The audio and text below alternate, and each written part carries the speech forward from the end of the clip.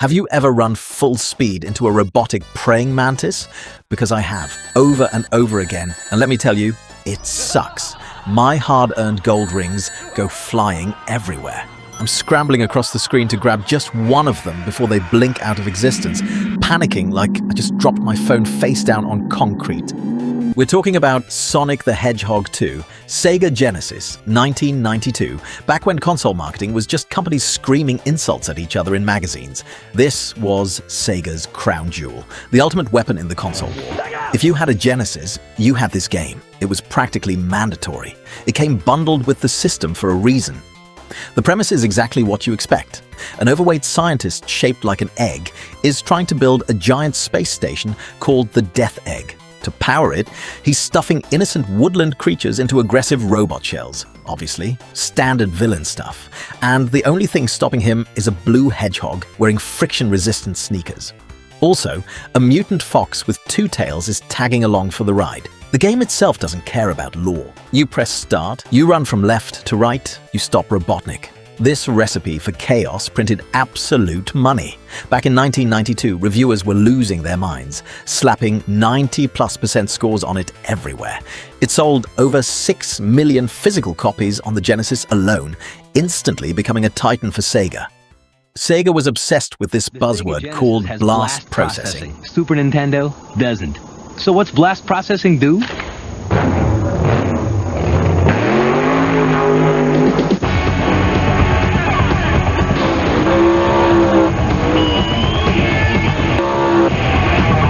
And what if you don't have blast processing?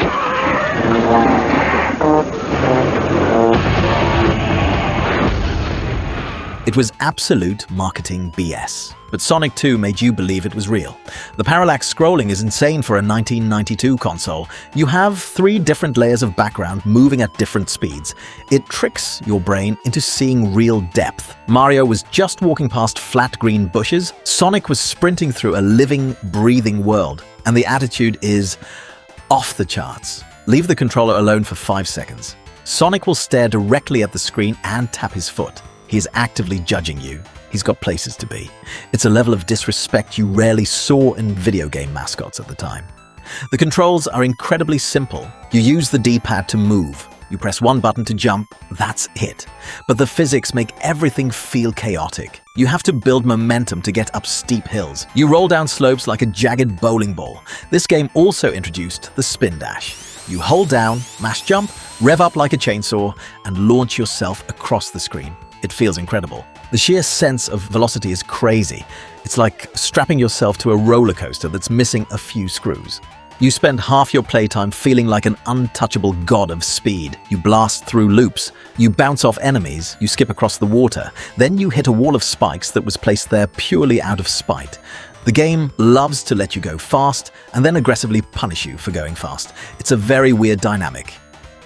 Sega also threw in a 2-player split-screen race mode. To make it fit on a standard tube TV, they squished the graphics vertically.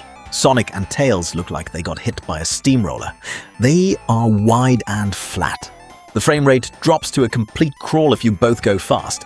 It is a chunky, glitchy mess. But beating your friend in Emerald Hill Zone was the ultimate flex. Hitting an item box that swaps your positions right before they cross the finish line. That is how lifelong rivalries are born.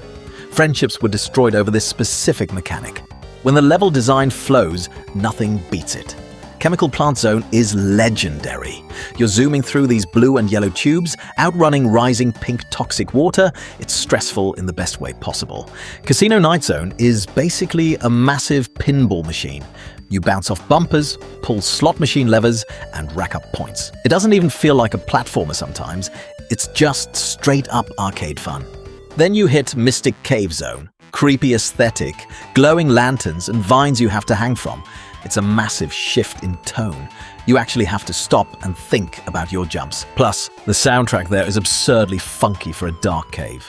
Masato Nakamura wrote bass lines so good they belong in a sold-out stadium. Every single track slaps. The 16-bit sound chip is being pushed to the absolute limit. Even the sound effects are iconic. That little chime when you collect a ring is hardwired into my brain.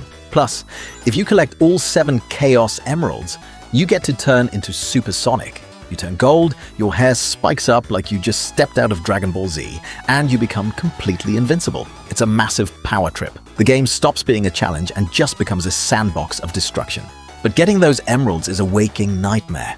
The special stages involve running down a 3D half pipe to collect rings. Sounds fine. It's not fine. Tails is there, your so-called best friend. The computer controls him on a half-second delay. You dodge a bomb, Tails hits the bomb, you lose the rings. I want to fire this fox out of a cannon. He's an active liability. He has no self-preservation instincts. Let's talk about the difficulty spikes. Mystic Cave Zone has a specific spike pit that is literally inescapable. If you fall in, you just sit there and accept your fate until the timer runs out. And don't even get me started on the underwater sections in Aquatic Ruin Zone. The countdown music plays when you run out of air. That sound still triggers my fight or flight response. I start sweating just thinking about it. Then we have Metropolis Zone. 3 acts of concentrated suffering. Exploding starfish enemies, nut and bolt bad guys that shoot projectiles the exact millisecond you try to jump over them, and those giant turning screws that take forever to climb. It's infuriating. You will die here. A lot.